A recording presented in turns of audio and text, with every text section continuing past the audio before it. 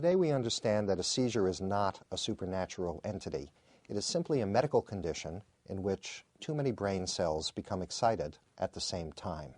The brain is an electrochemical machine. Nerve cells, or neurons, use chemical reactions to generate electricity like a very complex battery. When a neuron becomes excited, it passes an electrical signal along its thin biological wire called an axon to communicate with other neurons in the brain. Those other neurons either can be excited or inhibited by the signal. When too many neurons become excited all at once, then a seizure can result. So a seizure is like an electrical storm in the brain. During this abnormal electrical storm, the involved parts of the brain cannot perform their normal tasks, and people experience sudden alterations in movements, sensations, awareness, or behavior. A seizure typically goes on for a few seconds to a few minutes. The end of a seizure is a transition back to the individual's normal state. Because the word ictus is Latin for seizure, this period of recovery is referred to as the post-ictal period, which can last from seconds to hours. A person's level of awareness gradually improves during the post-ictal period. Doctors often are asked what the difference is between a seizure and epilepsy. To the medical community, epilepsy is the condition of having spontaneously recurrent seizures. That means that one isolated seizure is not defined as epilepsy. There must be two or more seizures, or at least one seizure with a high chance of having another. To count as epilepsy, the seizures have to appear spontaneously without an immediate precipitating factor. For example, if Johnny falls off his motorcycle, hits his head, and has two seizures on the scene, it is not epilepsy because the seizures were immediately precipitated by head trauma. However, if he recovers, then starts having seizures weeks, months, or years later as a result of the traumatic brain injury, then that does count as epilepsy. The word epilepsy has a long history of social stigma, but epilepsy is nothing more than a brain disorder caused by uncontrolled, excessive, and synchronous electrical activity. There are so many kinds of seizures that neurologists are still updating how to classify them. Usually they classify seizures into two main types, partial seizures and primarily generalized seizures. The difference between these types is in how they begin. Primarily generalized seizures begin with a widespread electrical discharge that involves both sides of the brain at once. On the other hand, partial seizures begin with an electrical discharge in one limited area of the brain. All generalized seizures begin with synchronous electrical activity throughout the brain, accompanied by sudden generalized movements or loss of consciousness. However, there are still many different types of generalized seizures. A tonic-clonic seizure, once called a grand mal, is what most people think of when they hear the word seizure. When someone experiences a tonic-clonic seizure, first they stiffen and lose consciousness, which is the tonic phase. Then they begin jerking, and this lasts for several minutes, called the clonic phase. Sometimes seizures don't have a tonic stiffening and a clonic jerking sequence, but are just tonic seizures or clonic seizures. Other types of generalized seizures include absence seizures, when the sufferer disconnects from the world for a few seconds, and myoclonic seizures, which cause jerking, but just for a second or two. Partial seizures, which begin in a single part of the brain, are further described by two important additional criteria. The first is whether awareness, memory, and consciousness are preserved during the seizure. If they all are preserved, then a seizure is called simple partial. However, if any are impaired, then the seizure is called complex partial. The impact of a partial seizure depends on where in the brain it originates and how it spreads. Partial seizures sometimes have an aura, which is a warning that bigger seizures may follow. An aura usually occurs seconds to minutes before a seizure, but some patients can have periods of warning lasting a day or longer. There are many different ways in which people experience an aura. The start of a seizure in one of the temporal lobes can produce unusual feelings, abnormal sensations, or forced thinking. The onset of a complex partial seizure may be heralded by déjà vu, a familiar feeling, or jamais vu, an unfamiliar feeling. Some patients have auras of sounds, tastes, distorted vision, racing thoughts, or smells, like burning rubber. Physical sensations that can occur as auras include dizziness, headache, lightheadedness, and numbness. An upset stomach is a particularly common physical symptom. Auras can include a sense of tingling, rising up the body, or other strange feelings that are difficult to describe. Distorted emotions like fear or panic can also be a seizure warning. However, some complex partial seizures occur without any remembered warning. A partial seizure begins with an electrical discharge in one limited area of the brain. How a partial seizure affects someone depends on whether it is a simple partial seizure or a complex partial seizure, and where in the brain it occurs. Different parts of the brain control different functions. The cortex or thinking part of the brain is divided into 4 lobes: frontal, temporal, parietal, and occipital. Other deeper brain structures relate to life support functions, movement, and other semi-automatic behaviors. At the back end of the frontal lobe is the motor strip, which signals muscles to move. A seizure in this part of brain will cause uncontrolled movements or twitching lasting for a few seconds to a few minutes. Towards the top of the motor strip are nerves controlling the leg muscles. Lower down are nerves controlling the trunk, then the arms, fingers, face, and mouth. If a seizure spreads along the motor strip, the twitching can march along the different parts of the body. Just behind the motor strip is the skin sensation area. A seizure here will cause tingling in the affected part of the body. However, tingling in the skin usually is not due to seizures. The back lobe of the brain is the occipital lobe. It contains brain cells responsible for vision. Seizures in the occipital lobe can produce flashing lights, shimmering lines, or visual hallucinations. The temporal lobe is the part of the brain most prone to develop seizures. It is responsible for many complex activities, including the formation and retrieval of memories and the control of emotional states. If a temporal lobe seizure spreads to both temporal regions, then the manifestation of the seizures increase, with a pause in ongoing activities, confusion, temporary memory loss, and fragmentary, automatic, robot-like behaviors. This type of seizure is called a complex partial seizure. It is the most common type of seizure in adults. In general, when awareness, memory, and consciousness are preserved during the seizure, then a seizure is called simple partial. However, if any are impaired, then the seizure is called complex partial. Someone experiencing a complex partial seizure lives in a moment-to-moment world. During this time, he or she may repeat the same phrase or action over and over in an automatic loop, not recognizing the repetition.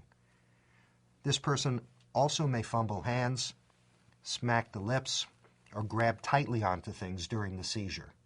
This automatic activity is called an automatism. Others just freeze in place and stare blankly with no automatisms and hardly any movement. After a complex partial seizure, people don't remember what was said or even what they did during a seizure. Some don't remember having a seizure at all. Later, the memory starts working again except for a gap during the seizure.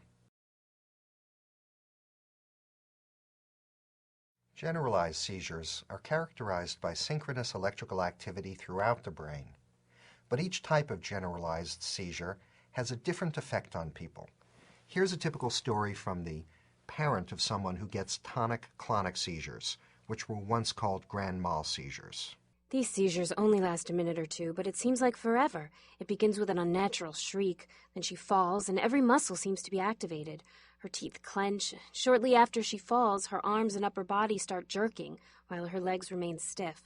Finally, it stops, and she falls fast asleep. A tonic-clonic seizure is what most people think of when they hear the word seizure. Although these seizures are distressing to watch, the person having them is unaware.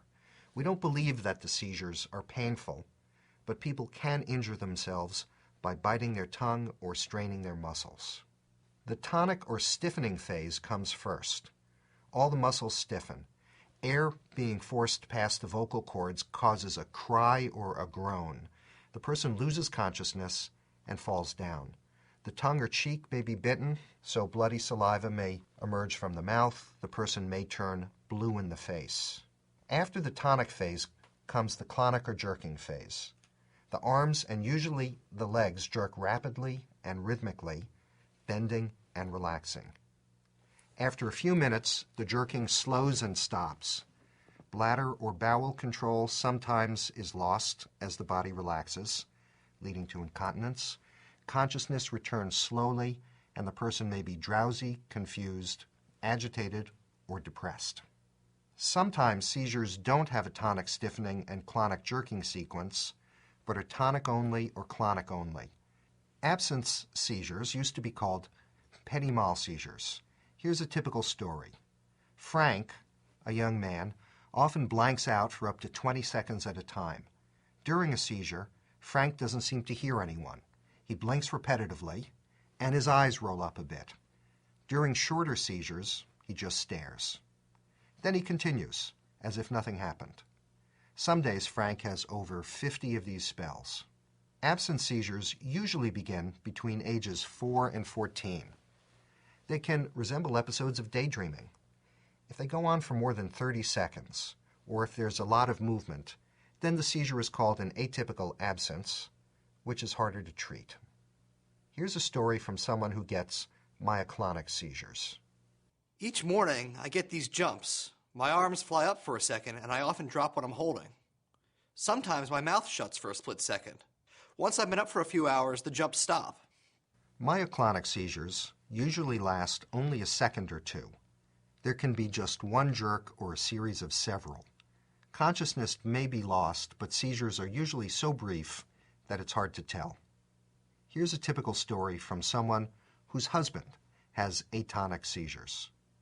When Bob has a drop seizure, he falls to the ground and often hits his head and bruises himself. Even if I'm right next to him and prepared, I may not catch him. The sudden loss of muscle tone during an atonic seizure can cause the head to drop suddenly, objects to fall from the hands, or the legs to lose strength.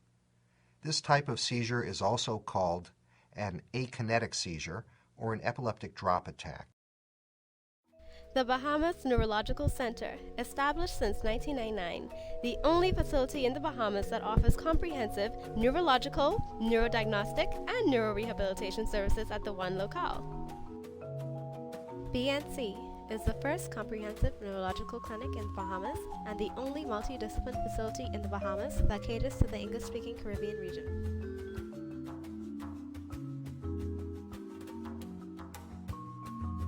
Dr. Edwin Demerit, the only pediatric neurologist in the Bahamas, one of the 3 adult neurologists here in the Bahamas, and he is also a neurophysiologist. Our mission is to provide our local and worldwide customers with qualified medical providers and administrators who can deliver world-class standards of service and products within the Bahamas and Caribbean region while promoting our customers' good health and overall well-being.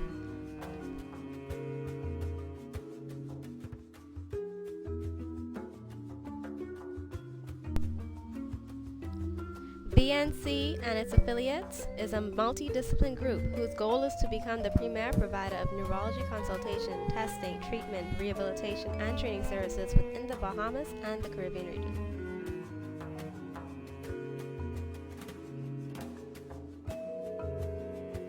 This segment is on diagnosing epilepsy. Occurrence of a seizure is a very important component in the diagnosis of epilepsy. Now you're probably wondering, what is a seizure? Well, a seizure is an abnormal movement or behavior due to unusual electrical activity in the brain. This can lead to changes in your body or behavior functioning. Now you're probably wondering, what is epilepsy?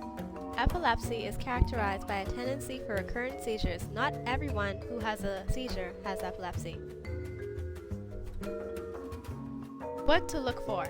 Muscle twitching, convulsive movements, a tingling sensation in the mouth, the ears, the face, sweating, the perception of an unusual smell or taste, hallucinations, fear or anxiety, change of awareness, loss of consciousness. Has seizures. People of all ages can have seizures: men, women, children, and infants. What causes seizures? High fever, tumors of the brain, developmental disorders, head injuries and trauma, infections of the nervous system, genetic factors, metabolic disturbances, and stroke. One of the tests done in the diagnosing of epilepsy is an electroencephalogram, also known as an EEG. An electroencephalograph is a pain-free test that is performed by attaching a series of metal discs called electrodes to the patient's head to measure the brain's electrical activity. There are different types of EEGs. You have routine EEGs, prolonged EEGs, ambulatory EEGs, and video EEGs. If you think your child is having a seizure, an EEG is essential in the diagnosis and treatment of seizures. Remember, seizures can kill. The neurodiagnostic testing offered at BNC include EMG and NCS, which stands for electromyography and nerve conduction studies, evoked potentials, and sleep studies. Other services offered at Bahamas Neurological Center are adult and pediatric neurology consultations specializing in epilepsy, ADHD, Alzheimer's disease, adult and pediatric physiotherapy, scientific data analysis and data management, patient and family education courses, and much more.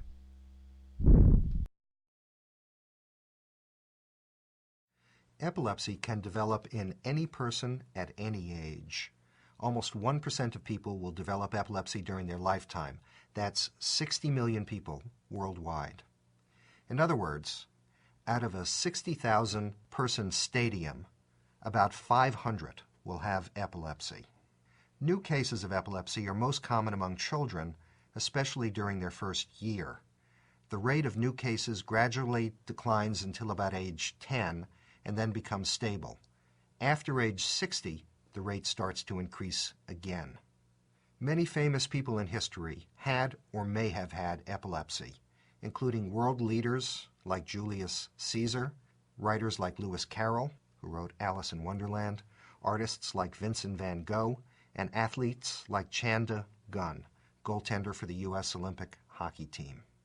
The causes of epilepsy can be divided into two groups: brain injuries and chemical imbalances in the brain. Anything that injures the brain can lead to seizures. But in over half the cases, no cause can be identified. The type of injury that can lead to a seizure is age-dependent. Seizures in children often are caused by birth traumas, infections such as meningitis, congenital abnormalities, or high fevers. Seizures in the middle years commonly are caused by head injuries, infections, alcohol, stimulant drugs, or medication side effects. In the elderly, brain tumors and strokes cause a higher proportion of seizures. Not all seizures result from a structural problem in the brain. Chemical imbalances also can cause seizures. Common chemical imbalances that can produce seizures include drugs like alcohol, cocaine, and others, low blood sugar, low oxygen, low blood sodium, or low blood calcium. Kidney failure or liver failure can also produce seizures. Doctors will evaluate you for these imbalances by taking a careful history and doing blood tests. Although these disorders and injuries can explain many cases of epilepsy, often the cause of epilepsy remains idiopathic, which is the medical term for unknown. About half the time, no cause for a seizure can be identified. Fortunately, we do not need to know the cause to treat the seizures. Scientists increasingly recognize the importance of genetic factors in the origin of epilepsy. Genetics or heredity are most relevant to generalized seizures, including absence, generalized tonic-clonic, and myoclonic seizures. Defects in genes don't lead directly to epilepsy, but they can alter the excitability of the brain in a way that predisposes it to seizures. Typically, epilepsy develops because of multiple gene abnormalities or a gene abnormality in concert with an environmental trigger. Parents with epilepsy wonder whether their children will have epilepsy. In most cases, they won't, but they do have a higher risk than others. If the mother has a generalized type of epilepsy, the child's chance of having epilepsy may be as high as 5 to 20%. But if a parent has epilepsy due to a brain injury, the child's chance of having epilepsy is only about 5%.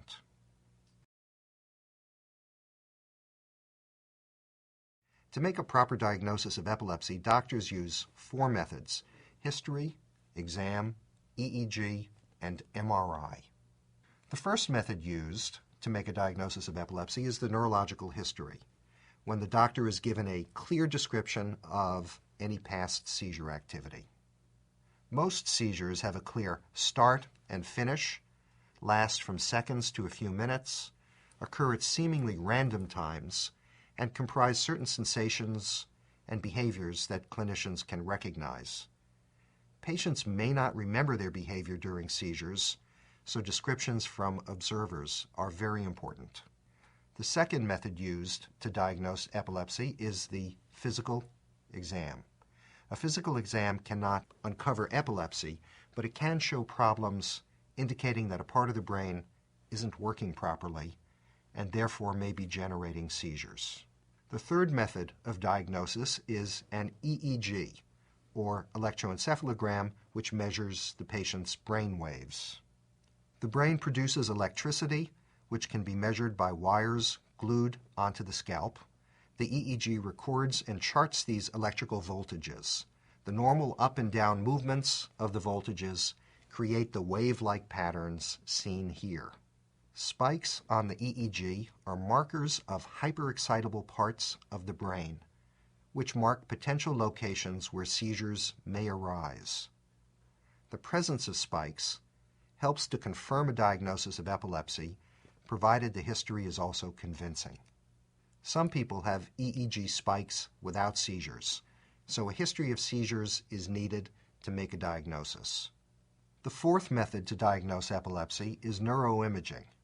Neuroimaging looks at the structure of the brain. The 2 most commonly used neuroimaging tests are a brain CT scan and a brain MRI. A CT is faster, easier, and less expensive, but an MRI shows more detail. Neuroimaging cannot show abnormal electrical activity or a seizure itself, but it can show physical changes in the brain, which may suggest the reason for the seizures. This MRI shows bruising of both frontal lobes in a case of head trauma. Although head trauma without loss of consciousness rarely causes epilepsy, serious head trauma with prolonged unconsciousness sometimes does. People with seizures worry that they might have a brain tumor, like the one seen in this MRI, but fortunately tumors actually cause only a small percentage of seizures. This MRI shows a region of stroke, which results from a sudden blockage of blood flow to the brain. Seizures don't cause strokes, but strokes can lead to seizures when brain cells are injured and can no longer control their electrical activity. One stroke can cause ongoing seizures for years. Abnormal blood vessels in the brain, such as aneurysms, arteriovenous malformations, or cavernous angiomas, can all cause seizures. The malformation itself does not generate seizures, but the irritated brain cells nearby may. This is a congenital abnormality in the brain called a dysplasia, or a birthmark in the brain.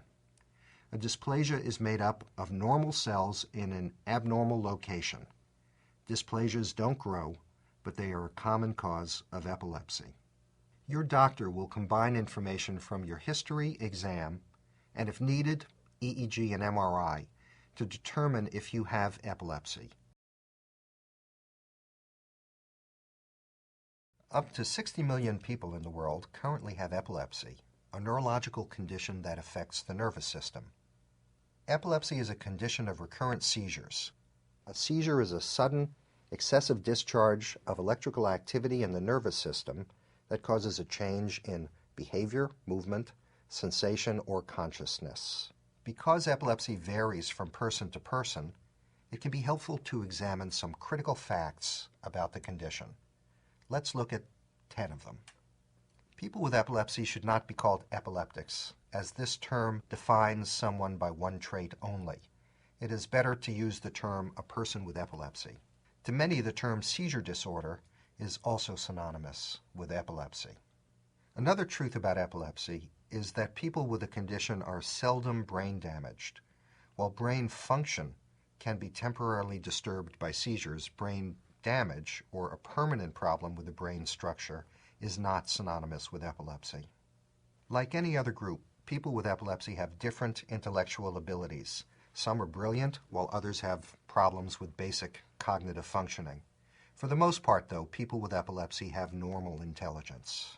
Although seizures can be confusing and are often misconstrued as violent or challenging behavior, people with epilepsy have no greater tendency towards violence or aggression than do others.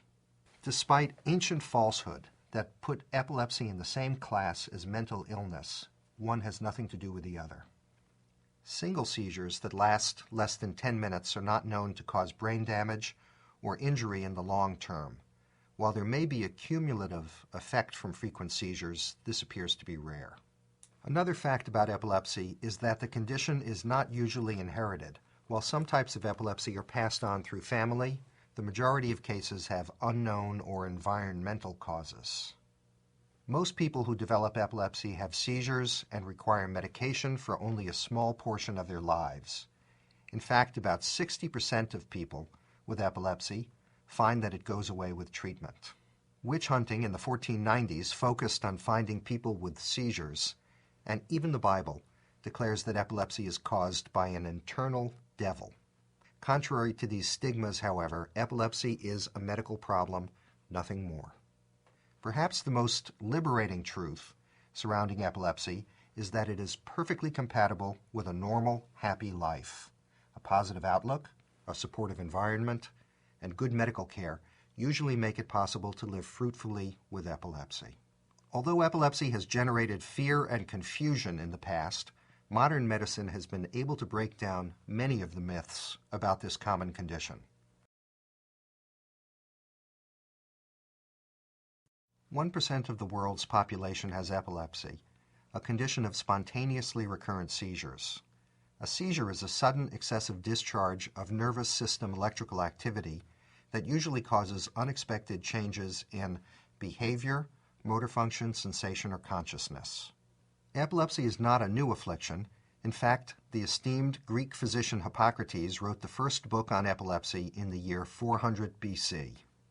Hippocrates refuted the idea that epilepsy was a curse or a sign from the gods. In 70 AD, epilepsy even made a debut in the Bible. In the Gospel according to Mark, Jesus Christ casts out a devil from a boy with seizures. Years later, in 1494, 2 Dominican friars wrote a handbook on witch hunting, which identified seizures as a characteristic of witches. The persecution that followed resulted in over 200,000 deaths. Epilepsy continued to be a condition of confusion and controversy when, in the mid-1800s, 3 English neurologists ushered in the modern era of epilepsy. At this time, one of the neurologists, John Hewlings Jackson, defined a seizure as, quote, an occasional, excessive, and disorderly discharge of nerve tissue on the muscles, unquote. From Jackson and others, epilepsy was declared to come from the brain. Several years later, in 1904, the American William Spratling coined the term epileptologist, a doctor who specializes in epilepsy. In 1912, the first seizure medication, phenobarbital, was created as a sedative, but it soon was found useful for seizures, and it is still used today. 8 years later, the ketogenic diet was devised. This meal plan is high in fat and proteins. It is meant to simulate the effects of fasting, a state that can decrease seizures. In 1929, the German psychiatrist Hans Berger invented the electroencephalogram, or EEG, recording method. This made it possible to record the brain's electrical currents without opening the skull. In the next 30 years, a host of new epilepsy medications were introduced to treat and prevent the range of seizures. In 1909, the International League Against Epilepsy was founded, and in 1968, the Epilepsy Foundation of America, along with the American Epilepsy Society and the Epilepsy Therapy Project, and particularly the National Institutes of Health. These are now the main organizations dedicated to fighting epilepsy. Even in the 20th century, some states had laws forbidding people with epilepsy to marry or have children. Luckily, this practice was ended with the Americans with Disabilities Act of 1990. During the next 10 years, new medications provided even more seizure control, and in 1997, the FDA approved a device, the vagus nerve stimulator, to treat partial epilepsy in adults.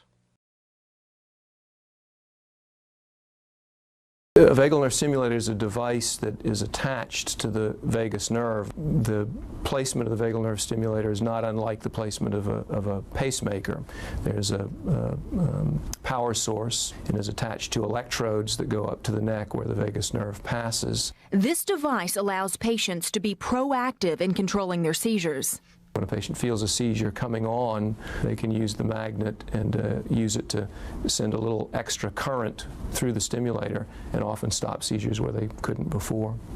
When used with medication, vagal nerve stimulation can be quite successful. After about a year, something like 23–24% of patients have a reduction of greater than 50% in their seizures. But in the second and third year, that goes up to 37% and then 43%.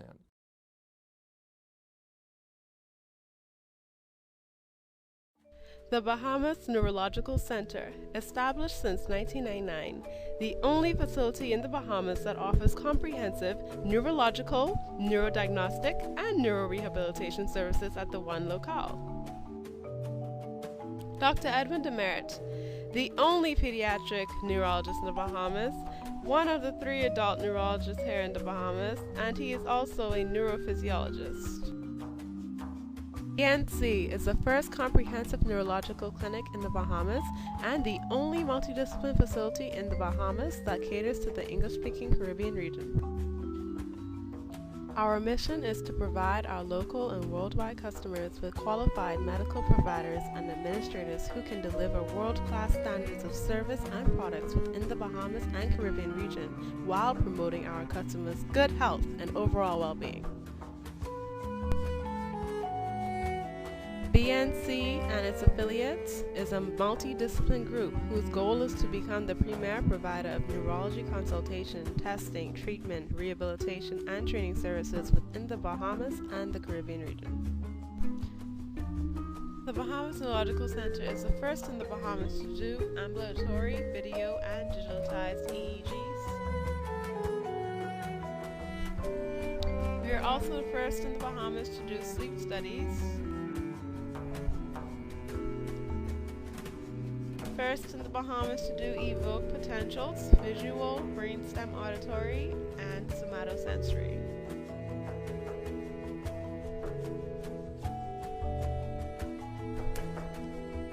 The Bahamas Neurological Center is also the first in the Bahamas to do newborn hearing screening. Bahamas Neurological Center offers neurology consultations for adults and pediatrics, specializing in epilepsy, traumatic brain injuries, multiple sclerosis, Alzheimer's disease, carpal tunnel syndrome, sleep disorders, cerebral palsy, brachial plexus injuries, and learning disorders.